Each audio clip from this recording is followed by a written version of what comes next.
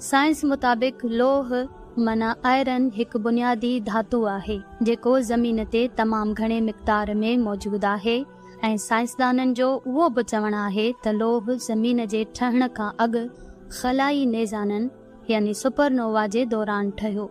इन मां इहो साबित थिए थो त लोह ज़मीन ते फितरी तौर ते मौजूद न हुयो बल्कि उहो ख़लाई रस्ते ज़रिए ज़मीन ते आंदो वियो। पर 1400 साल पहिरियां क़ुरान में इहा ई ॻाल्हि ज़िक्र थियल आहे जंहिंखे अॼु साइंस बि मञे थी। सूरह हदीद आयत नंबर 25 में अल्लाह ताला इरशाद फरमायो आहे ऐं असां लोह खे नाज़िल कयो जंहिंमें तमाम घणी सख़्ती आहे ऐं माण्हुनि लाइ फ़ाइदा आहिनि। क़ुरान में लफ़्ज़ नाज़िल कयो धात जे ज़मीन ते अचण जी निशानदही करे थो, माना लोह ज़मीन ते आंदो वियो। अहिड़ीअ रीति साइंस ऐं क़ुरान ॿिन्ही जो ख़्यालु आहे त लोह धरतीअ ते कंहिं ॿाहिरें ज़रिए खां आयो आहे ऐं इंसानी ज़िंदगीअ में उन जो वॾो किरदारु आहे। वधीक अहिड़ी वीडियोज़ लाइ असांजे चैनल खे सब्सक्राइब कंदा।